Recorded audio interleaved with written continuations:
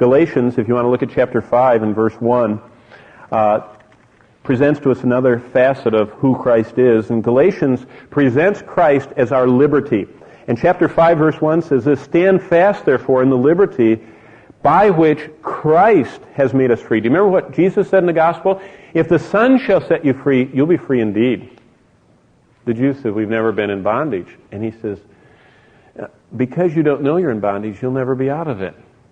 Because the first step to Christ is acknowledging lostness, bondage to sin. But if we stand fast, Galatians 5:1, in the liberty by which Christ has made us free, we have to guard, though, he says, to not be entangled again with the yoke of bondage. You know, human beings have a religious streak to them, and we like to kind of get a religion going where we can kind of do a little bit and feel good about how we're doing and that we're making God happy and we're kind of doing what we want to do along the way, but we'll do a little extra of His to make Him happy.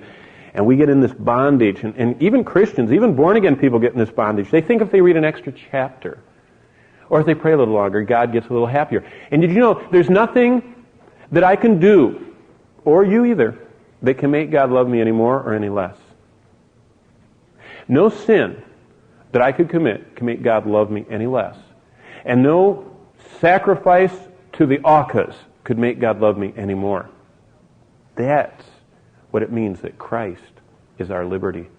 That I'm not on a performance setup with Him. And you aren't either. That's what the book of Galatians tells us. Christ is our liberty. Paul wrote this in AD 45 from the Jerusalem Council.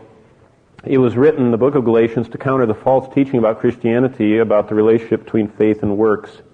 Basically, when the grace of God reaching through the Spirit of God to the very heart of our lives, when that happens, God's fruit starts reaching out into our walk.